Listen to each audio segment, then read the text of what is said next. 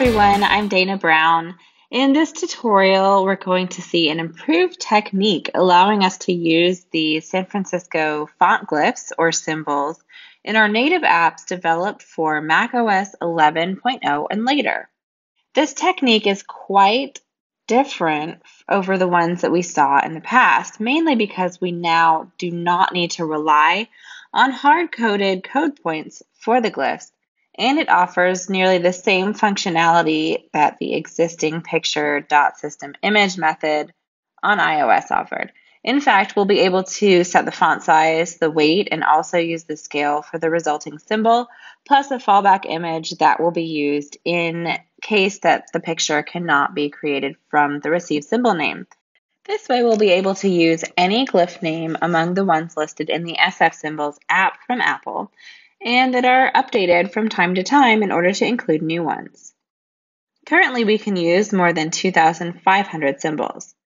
In addition, all of these symbols are vectorial, so that translates to the maximum quality when these are generated at a given size for our resulting pictures. Also, these symbols are available at several font weights, such as ultralight, light, medium, bold, etc. Of course, the most important thing is the name of the symbols that we want to use from our Xojo code, as we will see in our example project. We can see here how we assigned some of the symbols to the button, the icons from the toolbar, and also as the image of the image viewer control. Looking at how the code works, it duplicates the existing picture.systemImage method found in the iOS framework. In order to add this functionality to our macOS apps, the first thing we need to do is to add a new module to the project. You may name that module as you want. Then we will need to add a couple of enumerations and some structures required by the declares that we are going to use to call several methods from the native macOS frameworks. The enumerations are symbol scale and system image weights. We're going to use the first enumeration to set the scale for the requested symbol, and the second enumeration is the one we're going to use in order to set the desired font weight for the requested symbol from the SF font. As you can see, these are the same values also displayed in the SF Utility app from Apple. Added structures, the main one is NSRect, whose members are origin as an NSOrigin data type and rect size as NSSize. These are the structures we are going to use to create the final picture from the original NSImage instance containing the symbol still in its vectorial form. The NSSize structure will store height and width values for the image, while the NSOrigin will store the top left coordinates for the image. Let's take a look at the system image method added to the module. As you can see, this method has been overloaded so it can work with desktop and console projects, and also for those cases where we want to assign the symbol in its original vectorial form to the received handler of a control. For the first method signature, we receive the same amount of parameters expected in the original system image method, except we are receiving a color parameter instead of a color group, mainly because the console app lacks this data type. In addition, the attributes for the method have the desktop and console checkboxes set and web and iOS checkboxes deactivated. The second method signature is the one accepting the color group parameter, so it can get the expected color automatically when our app is running in clear or dark mode. Everything we need to do here is to assign the correct color from the color group parameter and call the previous method to return the expected Xojo picture instance. The third of the overloaded methods, which is only available for desktop apps on macOS, is the one that lets us create a symbol and assign it to the received handler. That is the class of the received handler, which answers to the Objective-C set image method. This is the method that's called in order to assign the cogwheel symbol to the button in our example app. In fact, we could have used this same method in order to assign the images as icons of the buttons in our example app toolbar. The main advantage of using the method that takes a control handler as a parameter is that the assigned symbol keeps being a vector and the underlying framework from macOS manages the best size for us. On the other hand, when we use any of the other two system image methods, we will receive a picture whose size will fit the symbol at the specified font size in points. The quality of the resulting picture will also be excellent, as you can see here. Let's return to the code from the main system image method that works both for console and desktop projects.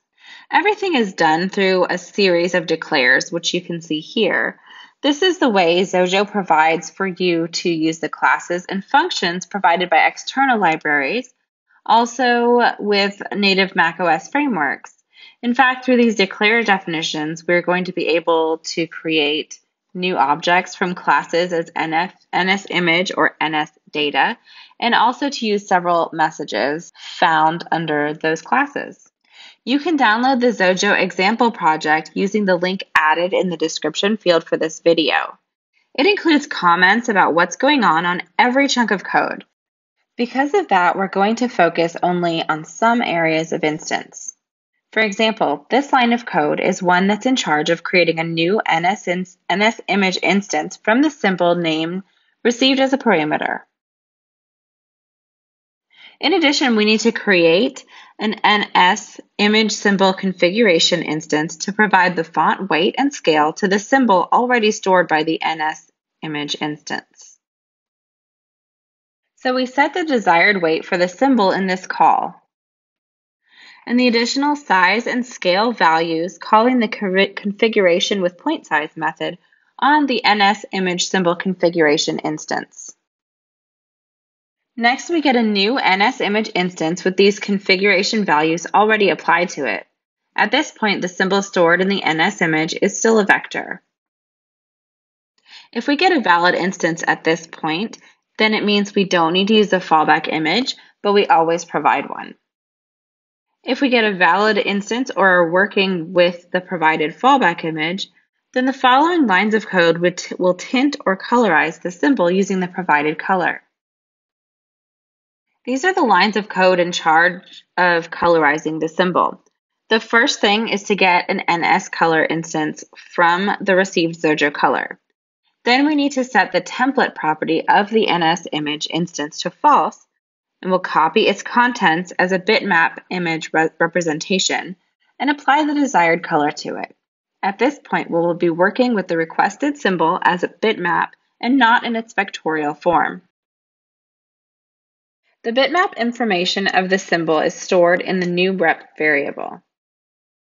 Then we can convert the raw data of the symbol to PNG data, calling the representation using type message on the new rep instance. That call will give us an NSData instance as a result whose bytes already in PNG format are copied to a memory block object, and the picture instance finally is created from the data stored in that memory block object. It will use the picture.fromDataShared method from the Xojo framework. In summary, using this new technique, we don't need to rely on hard-coded code points for the San Francisco font symbols anymore. We will be able to use the new symbols from the font as soon as they are added to it. We will be able to set the font weight and scale in addition to the symbol size. Finally, we'll also be able to tint the symbol using a given color. Thanks for watching our video. If you have any questions, please post them in the comments below and subscribe to our YouTube channel so you're updated when new videos are posted.